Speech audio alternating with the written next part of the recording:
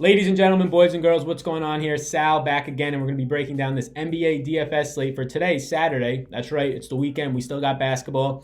February 9th slate. If this is your first time here, welcome to the channel. My name is Sal Vetri, and we've been growing this community on YouTube for about 4 or 5 months now in the daily fantasy space. My goal is to give you guys not just a core or picks like a lot of other YouTube channels, but I really want to give you guys the information, similar information, not as much, but hopefully one day get there, that you're going to get on these premium sites and just really give it away for free. It takes me a few hours to make these spreadsheets, but the thinking there is that I'll give this to you guys for free as value, growing my audience, you guys watching it, and so far people liking it. I'll then get an audience growing, and I can make money through advertising, through YouTube ads, and just sponsors and things like that. So it's free for you.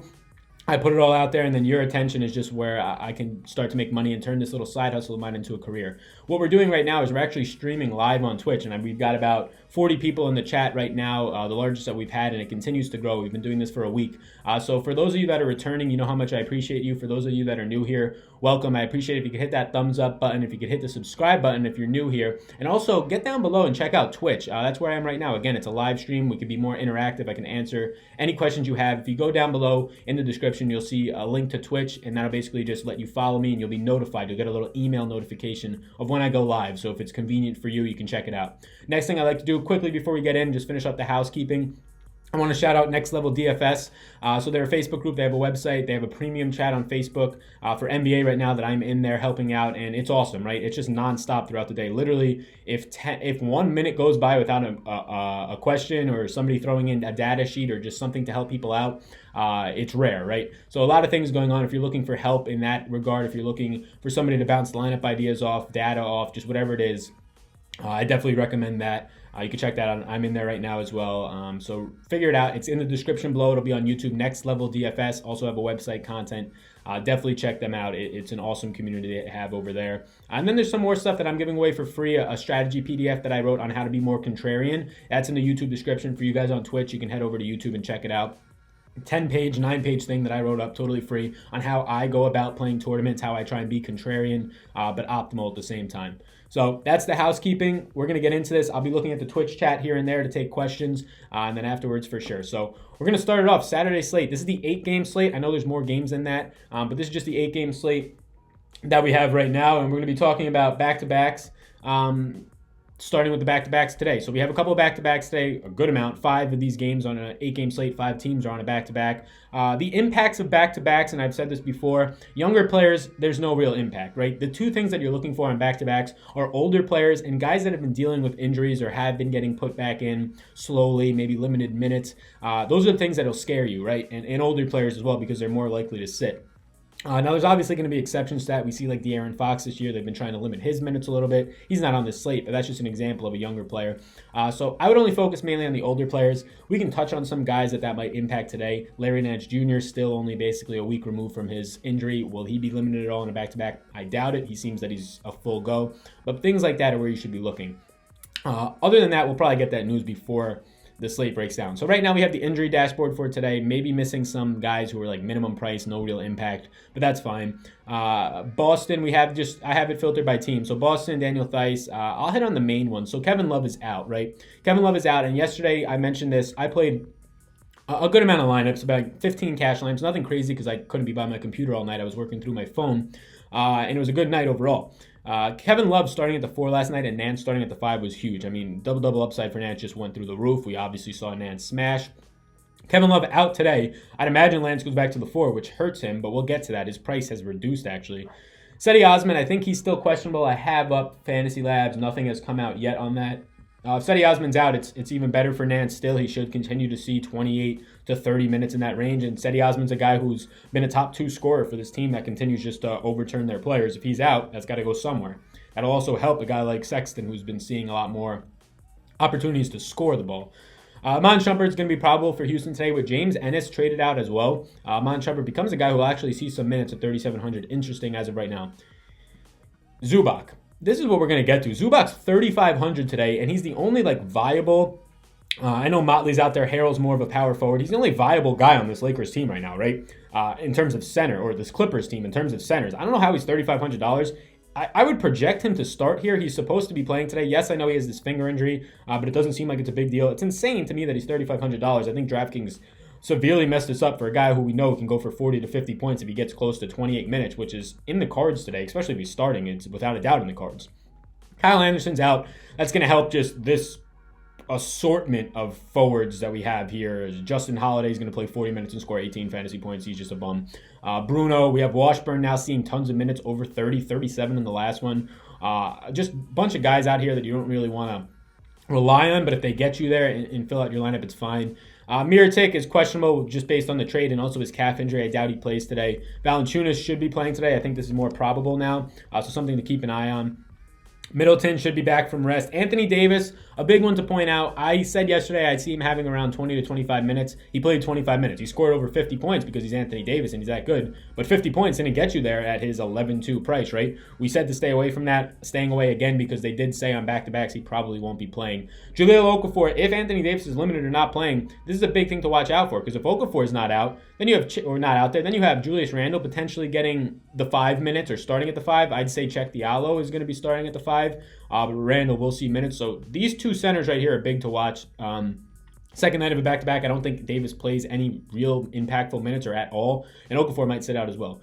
Payton's still questionable. I would factor him to be out. Haven't gotten any news on him or more. We see the guys impacted here, the guys we've been thinking about these last 2 weeks. Rudy Gay, he's not on the main slate, so I don't know his actual price, but I wanted just to say that he's probable today. Marc Gasol probable after the trade. He's going to impact Serge Ibaka a bunch. Ibaka's been getting the starts at the 5. Now Gasol's going to come on this team, get the starts at the 5. That helps out Siakam in the fact that he's going to be starting, but now you have a guy in Marc Gasol who's probably a better player than Ibaka. So Siakam's going to take a backseat in terms of double-double upside. And then Kawhi Leonard has been moved from questionable to probable today. This obviously impacts the whole team. We know that Kyle Lowry and Serge Ibaka's splits increase a ton. Ibaka not going to be in that starting rotation anymore, so mainly Kyle Lowry's impacted and Fred VanVleet with Kawhi probable now. So I'm going to take a quick look at the chat and see what we got going on in here. We got like 35 people. Just want to look at this chat quickly. What's going on? What's going on, Mason? How you doing? Lyles 4% owned, crushed it. Yeah, Lyles 4% owned, crushed it. I did not see coming last night. I had Plumlee. Plumlee did fine at 31, right? He basically hits value. Lyles obviously does a lot better at the price point. But Lyles in small samples without Millsap in there, it's obviously been Plumlee the better play, right? But you have to factor in price for that. And last night, Lyles just had a better game. And the last 2 games before that, he got in the one before because of foul trouble, and the one before that because it was a blowout, right? He played the last 14 minutes of the first game that Millsap was out because of a blowout. So I know it's a small sample, but both of those just pumped the brakes on Lyles for me. I didn't know where ownership was going to be on him. Seeing 4% though, that's crazy. Yeah, everybody give Sal a thumbs up. I appreciate that, guys. If you could hit me with that follow, I love that. I love the sheets. I love doing them, guys. Sup from Minnesota, 10 below today. 10 below. Stay warm. Stay warm on the Saturday. Good morning, everybody. Good morning, Pithead. What's going on, everybody? We'll get to the narratives for sure. Impacts of back-to-backs, Rizzles. Yeah, I got you on that. Mark up 500 tonight. All right. Cleveland guards went off in 2. Yeah. Finally caught you live. Great job, bud. Yeah. Appreciate it, Briggy. So for those of you on YouTube, we're just checking out the Twitch chat. You guys can get in there, of course. We're going to move over to Vegas quickly, and then we'll get to that, the one I like the most, the target offense sheet. So Vegas, we have this filter by over-under. For those of you that are new, most of you guys in the chat already know this. You want to target games with the higher over-under. We're seeing it's harder to place in cash because of these higher over-unders, higher paces, right? The NBA is totally different this year. The pace is up by about 6 possessions a game. That's a lot. That impacts these over-unders. We're seeing the average being around these 220 over-unders. I like to target 220, and we see more than half the field tonight is going to be playing in a game with an average projected or a projection of 220 points. Lots of good games tonight. Looking forward to this one right here. OKC and Houston, an excellent spot to stack the game in terms of a lot of producers in these games, a lot of top players, and a lot of ways to just get there, right? So I do like this. I just want to quickly touch on the over-unders. They'll also be on this target offense sheet. For those of you that are new, in terms of blowout potential, I never factor it into how I'm building my lineups unless it's something unique. Like the Spurs against Golden State with a bunch of bums in the other night. That's something that I might factor in. But in terms of just normal teams playing with their full load, nobody being rested, I don't factor it in because, yeah, this is a 14.5 point spread. So you would imagine the better team, Indiana, should win this game pretty easily. But that's not to say that this game gets blown out in the last 3 minutes of the game, right? It's not to say that this doesn't stay close in the fourth. If you're factoring a blowout, you have to, 1, predict the blowout's going to happen. 2, predict when it's going to happen. And 3, predict who it's going to impact. That seems like a lot of things that you have to predict. And for the most part, any team can win on any given night. Any game can stay close. So I'm not going to fade any studs in these games or anything like that because I'm scared of a blowout. That's just the way that I go about it. But it's up for debate for sure. We're going to move over to target offense, where we're going to have a bunch of cool stuff to look at. You guys can screenshot these pages for sure. Let me know if everything's still up and running in the chat if you can. Just want to make sure everything's good and everything's working fine. So just let me know if everything's good. So we got this page right here. So what we're looking at here is a bunch of different things. We have the projections that we just looked at. We have pace, which is possessions per game, and you take into account the league average of 102.36 possessions per game exactly. After that, we have a bunch of different things, right? We have defense versus position, according to Draftkings points allowed over the last 30 days. It's color coordinated just to see where some of the viable spots are and some of the places you should hold up are. Now, excuse me. Let's look at the chat quick. All good. Perfect. Thank you. So now what you want to look at here, and the thing that's important, is not to just take these numbers and take all this. This is awesome to look at, right? It's going to help you a ton. It's going to help you prepare for the slate. But you want to dive deeper into the numbers, because you can see Memphis is number 2 against the center position.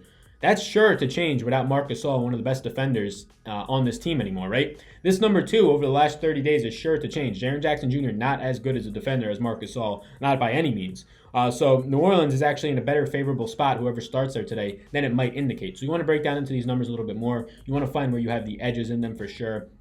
And it's just a nice early start. It's a nice way to kind of factor in who's in a good situation and really where you should be targeting players. So next, we're going to now look over at the target players for today. We're going to look at guards. Running well, all good, awesome. Thank you guys so much. So we hop over to guards, and these are my players of interest. And like I said, I don't give out picks. I don't give out my lineups. It's just a personal thing that I like to do. And early on, it's impossible to do. We don't have any news yet. Personally, there's no way that I can give out any picks with any confidence. But there are guys with the information that I have, and I don't make lineups if the game's lock at 7. I haven't even started to make a lineup until 6. Just based on news, a lot of things, spending time early in the day making lineups. None of it matters because the whole slate gets shifted when Kawhi Leonard gets ruled out a couple of nights ago, right? Or we're going to get LeBron resting. The whole slate gets shifted, so it's just a waste of time in my opinion. So we're seeing here, as of right now, I think Kemba's a great play. He has the best matchup on the slate in terms of his point guard, in terms of his target offense. If we go back to Kemba, Charlotte, going up against Atlanta, huge pace-up spot, basically a 230 over-under in this game. Kemba's priced up now to 9,100, so you have to get it from him. You have to get a 50-plus point game, but he's in a great spot here. Collison also in a great spot, continues to see his price stay around the same, continues to pretty much get his average median, and now he's playing a below-average team on defense, so you'd expect him to do a little better today.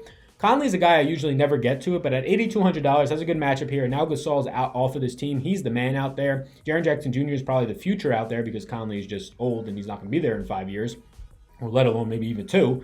But Conley 8,200 is interesting. I'm going to hit on James Harden and Russell Westbrook at the same time. $1,000 in price difference I think is way too much. I like Westbrook better today. I had them both projected to get about the same amount of points, and if one's $1,000 less, you would imagine that I'd like him a lot more. They're playing in the same game, so they have the same pace and over-under. Harden, though, again, if he was $500 cheaper, I'd probably like Harden more. I mean, you get the bigger usage bump. You don't have Paul George on this team taking anything away from him. But if we need that $1,000 today, which I'm expecting that we probably do, I like going with Russell Westbrook here. Again, I like their projection to be pretty much the same. Drew Holiday, his price has come down $600, and that's pretty much because Anthony Davis is back, Julius Randle's back. But if Davis is going to sit today, and Okafor is potentially going to sit today, or Davis is going to be limited at all, which he should be based on the reports that we know. I mean, really, he shouldn't be playing. $8,600 Drew Holiday is a lot more to digest. I still think he's a little too expensive. I think he should be around the 82 to 83 range, but it's a lot better to digest than 9,200 or whatever he was yesterday or 2 days ago. Lou Williams, 7,100. It's tough to play him based on what he did in the last game, but that's exactly the players I love to target. I love to target the players that are still in the exact same situation for the most part. Look, nothing has changed in this matchup based on what the 2 days ago matchup was, right? He's still the guy who's going to get pretty much the most usage. Tobias Harris is out, but he burned a lot of people last time, so a lot of people, 18% of the field, almost 20% last time, had him. And they're not going to want to go back to him. So I'm fine riding with Sweet Lou, a guy who triple-double upside every single night, a guy who 40-point upside a good amount of the nights. Zach LaVine, I think he's in a great spot. He's one of my favorite plays on the slate because he's just underpriced. $6,600. This guy has to be in the 7K range, in my opinion. Has a good matchup, has insane usage. Over 30% usage is elite, right? You have Westbrook getting that, Kemba getting that. And he's priced $2,000, almost $4,000 in some places, less than some of these guys. He's just a phenomenal play today as of right now. Thomas Satoransky, I have some dots by his name because he's another guy ridiculously hard to predict. He'll go for 40 and be consistent against bad teams, and then against bad teams, he'll also go for 18 like we saw last night and burn me personally in a few of my lineups. But he's still cheap, and I do like to target the guys that burn people but are in similar situations. Still a good matchup. Should see reduced ownership. Other than that, there's just some value plays. I know David Nwaba is probably more of a small forward, but we just have him in here at guard. Don't mind that. DeLon Wright, look, I'm not trying to play DeLon Wright tonight, but if we get anything interesting about him, $3,200, he could be the value that you need. I don't think we need to go there, though, because he's very capable of just going for 15 points tonight on 15 minutes. So not a guy that I'm trying to play, but in terms of finding value for you guys early, that's a spot you can look. We're going to move over to forward now. I'm going to look at this Twitch chat quick just to see what's going on, and I'll leave it on forward for a second here. Yeah, glad you jumped off Sato yesterday. Yeah, I don't blame you for jumping off Sato yesterday. He busted, but he was in a great spot going up against Cleveland. He did play the minutes, right? He got all the minutes in that game. He just busted. If I go yesterday instead of him, if I go DSJ, we're looking at a really good night. And in the one lineup, we're looking at challenging for a top 10 finish in a big tournament. So definitely hurts. But again, had a good night overall. You can't complain when guys like Larry Nance go off for you, Drummond goes off for you. So I'll take it. We're going to go over to forward now, and there's a couple things I want to point out, and we're going to go through these players quickly. But Larry Nance Jr., he's priced $100 down, but don't be fooled by this. I like him today. Don't get me wrong. Love's out. But he's going to move from the 5 to the 4 today. You have to imagine Zizic is going to go in and start at the 5. I don't think Larry Nance starts at the 5. And if that's the case, we might get Larry Nance going back to the bench. It depends on what happens with Cedi Osman. So keep an eye on this. If Lance starts at the 4, I mean, he's still too cheap, but it's a lot different than starting at the 5, right? When you're at the 4, you're not getting anywhere near as many rebounds or block opportunities or just easier buckets than when you're starting at the 5, getting 2-foot shots and easier offensive rebounds. It's a higher efficiency on defensive rebounds just in general.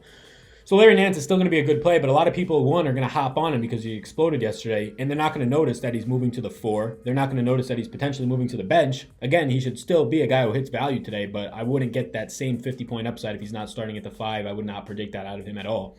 Ivan Robb, I think he's too expensive now, $5,800. Joakim Noah's doubtful.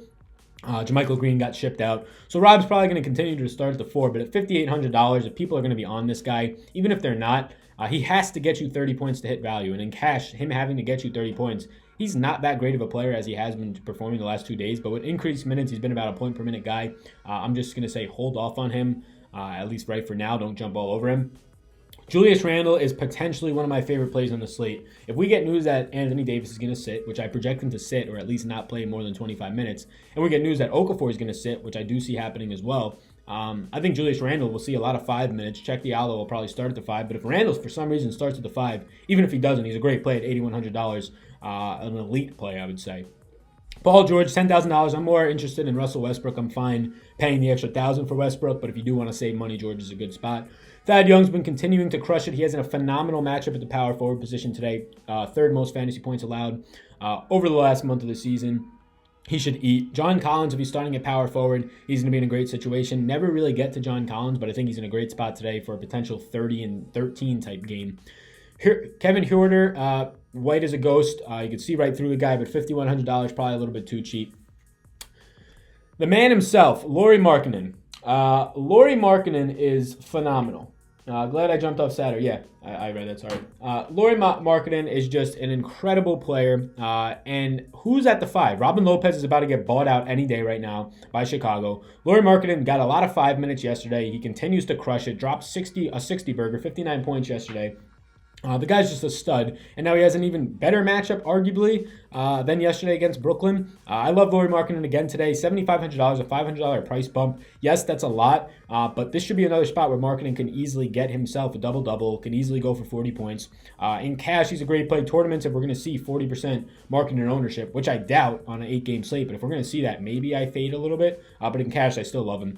Harrell, $7,000. I'm probably not going to get there much, especially if Zubac starts at the 5. Harrell had a great game last game, but he started at the 5, so he gets more rebounding opportunities, double-double upside, especially early on in the game to get hot. $7,000 if he starts at the 4, probably going to stay away. Tatum sees his price come up by $200, but I don't think it's enough still. I think he's still a fine play, especially in cash. His ceiling's a little bit limited with Kyrie and Horford out there, but I think he's a great cash play. Bobby Portis. So we had a question about these revenge narratives. I think it's the best one is going to be Portis. Jabari Parker played well yesterday too, but he did it on very limited minutes, and he's not usually that effective or efficient. Porter's playing 27 minutes, but again, he did score like 16 points in 5 minutes. So hold your horses a little bit. He should be getting 25 plus minutes today, but he went off in a 5 minute span, right? 16 actual points scored in a 5 minute span. So don't try and get all up in him a little bit. Otto Porter, I'm not a big fan of Otto Porter. I'm not going to be going there with the revenge narrative. If you want to play revenge like we see right here, I think Portis is the best way to go about it. But if he's going to be over-owned, not at all. He is cheap though. Siakam, like we mentioned, he's not going to be impacted by Marc Gasol too much in terms of getting taken out of the starting lineup.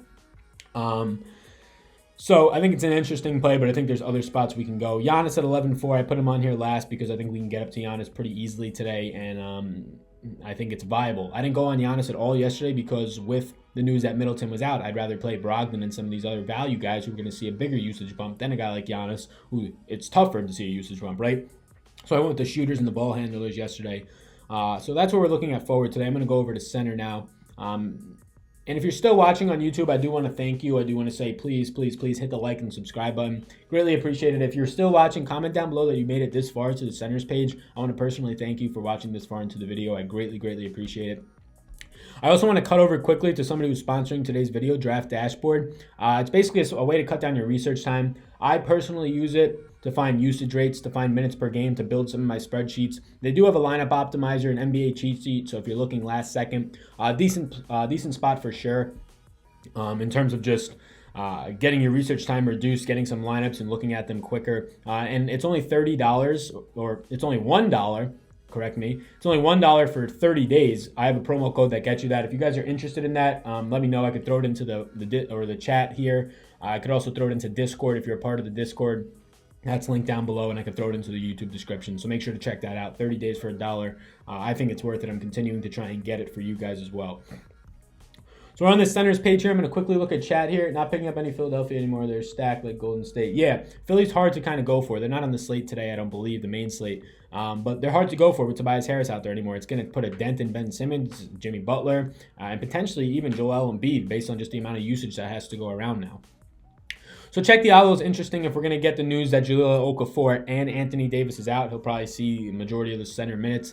So is Jahlil Okafor. Same regard if Anthony Davis is out and Jahlil Okafor is in. We basically get a $500 to $1,000 price reduction on a Jahlil Okafor who should be seeing the same role. It just opens up value. DeAndre Jordan, 5,500. I never really like playing DeAndre Jordan based on the fact that he can't create his own shots. He has terrible usage. The only way he's going to go off for you is if he can get you 10 to 15 rebounds.